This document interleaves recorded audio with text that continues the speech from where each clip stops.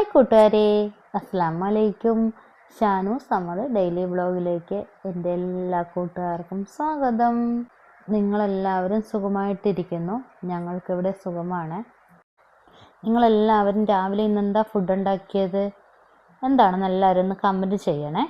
ഞാൻ ഇന്നൊരു ചിക്കൻ കറി വയ്ക്കാൻ പോവാണ്. ഇന്നത്തെ എൻ്റെ ചിക്കൻ കറിക്ക് ഒരു പ്രത്യേകതയുണ്ട്.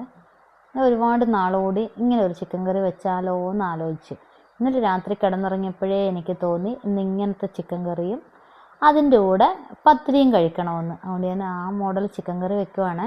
നിങ്ങളെല്ലാവരും സ്ഥിരം വെക്കുന്നതായിരിക്കും, പക്ഷേ ഞാൻ കൂടുതലും തേങ്ങ അരച്ച് വെക്കാറില്ല. ഇന്ന് എനിക്കൊരു തോന്നൽ തേങ്ങ അരച്ച് വെക്കണമെന്ന്. അതിനു വേണ്ടി തക്കാളിയും ഇഞ്ചി, വെളുത്തുള്ളി, ചെറിയ ഉള്ളി, സബോള, പച്ചമുളക്, കറിവേപ്പില ഇതെല്ലാം കൂടെ ഇട്ട് വഴറ്റിയെടുക്കുവാണ്. ഇന്നലെ ഇച്ചിരി തെളിഞ്ഞ് നിന്നല്ലേ? ഇന്ന് രാവിലെ മുതൽ എന്തൊരു മഴയാണ്, രാത്രിയും മഴയായിരുന്നു. നിങ്ങളുടെ അവിടെയൊക്കെ എങ്ങനെയാണ്, മഴയുണ്ടോ?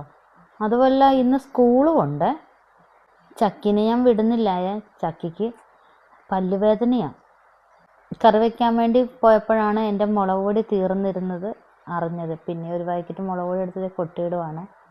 ഞാൻ മുളക് പൊടിയും മസാലപ്പൊടിയും അതുപോലെ മഞ്ഞൾപ്പൊടി, ചിക്കൻ മസാല ഒക്കെ ഉണ്ടല്ലോ, കൂടുതലും അജ്മി തന്നെയാണ് ഉപയോഗിക്കുന്നത്. എനിക്ക് അജ്മി ഇഷ്ടമാണ്. മുളക് പൊടി കാശ്മീരി മുളക് പൊടിയാണ്. അതാവുമ്പോൾ എരിവുമില്ല, നല്ല കളറും കിട്ടും. എൻ്റെ കയ്യിൽ ഇഞ്ചി തീർന്നിരിക്കുമായിരുന്നു. അതുകൊണ്ട് പിന്നെ ഞാൻ ഇഞ്ചി വെളുത്തുള്ളി പേസ്റ്റ് ഉണ്ടായിരുന്നു, അതാണ് കുറച്ചിടുന്നത്. അങ്ങനെ സബോളയെല്ലാം വഴന്ന് വന്നപ്പോഴേക്കും അതിലേക്ക് ഞാൻ മസാല ഇടുവാണ്. ചിക്കൻ മസാലയും മുളക് പൊടിയും എല്ലാം ഇട്ട് ഒന്ന് റെഡിയാക്കി എടുത്തിട്ട് അതിലേക്ക് ചിക്കനും കൂടെ ഇട്ട് വെള്ളം ഒഴിച്ച് വേഗം വയ്ക്കുക. അതിനുശേഷം കുറച്ച് കറിവേപ്പിലയും കൂടെ ഇട്ട് അത് ഒരു പകുതി വേവാകുമ്പോഴത്തേക്കും ഞാൻ തേങ്ങ അരച്ചതിലേക്ക് കലക്കുക. വലിയ ജീരകം ഇട്ടാണ് തേങ്ങ അരച്ചെടുക്കുന്നത്.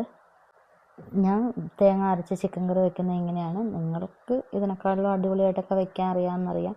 എനിക്ക് നല്ല അടിപൊളി ഫുഡൊക്കെ ഉണ്ടാക്കുന്ന റെസിപ്പി ഇട്ടതായ ഞാനൊന്ന് ഫുഡ് ഉണ്ടാക്കി നോക്കട്ടെ. എനിക്ക് പൊതുവേ ഫുഡ് ഉണ്ടാക്കുന്ന കാര്യത്തിൽ മടിയാണ്. ഞാൻ പിന്നെ അത്യാവശ്യം ഫുഡൊക്കെ ഉണ്ടാക്കുമെന്നേ ഉള്ളൂ. എനിക്ക് കൂടുതലും പുറത്തുനിന്ന് വാങ്ങിച്ച് കഴിക്കാനാണ് ഇഷ്ടം. അപ്പം ചിക്കൻ പകുതിയൊക്കെ വെന്ത് വന്നപ്പോഴത്തേക്കും ഞാൻ അരച്ച തേങ്ങ അതിലേക്ക് കലക്കിയെടുക്കുവാണ്. ഇതിൻ്റെ കൂടെ പത്തിരിയും ഇടിയപ്പവും വെള്ളയപ്പവും ഒക്കെ കഴിക്കാൻ നല്ല ടേസ്റ്റാണ് ഇതുപോലത്തെ ചിക്കൻ കറി വെച്ചിട്ട്. സാധാ തേങ്ങ അരയ്ക്കാതെ വെക്കുന്ന ചിക്കൻ കറി ആണെങ്കിൽ പിന്നെ ചോറിനും കൂടെ എടുക്കാതെ ഇങ്ങനെ തേങ്ങ അരച്ച് ചിക്കൻ കറി വെക്കുകയാണെങ്കിൽ പിന്നെ ഇത് അപ്പത്തിന് മാത്രമേ കഴിക്കാൻ പറ്റുള്ളൂ.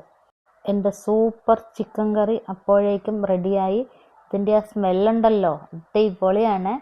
ഇങ്ങനെ വെക്കാത്തവരൊക്കെ ഉണ്ടെങ്കിൽ ഇങ്ങനെ ഒന്ന് ചിക്കൻ കറി വെച്ച് നോക്കണം. അന്നേരം ഞാൻ റോയൽ പത്തിരിയിൽ വിളിച്ചു പറഞ്ഞിരുന്നു പത്തിരിക്ക് നല്ല സോഫ്റ്റ് പത്തിരിയും കൂടെ കൊണ്ടെത്തുന്ന. ഇനി ഇത് രണ്ടും കൂടെ കൂട്ടി ഒരു പിടി പിടിക്കണം. അപ്പോൾ അടുത്തൊരു ബ്ലോഗുമായി വരാം.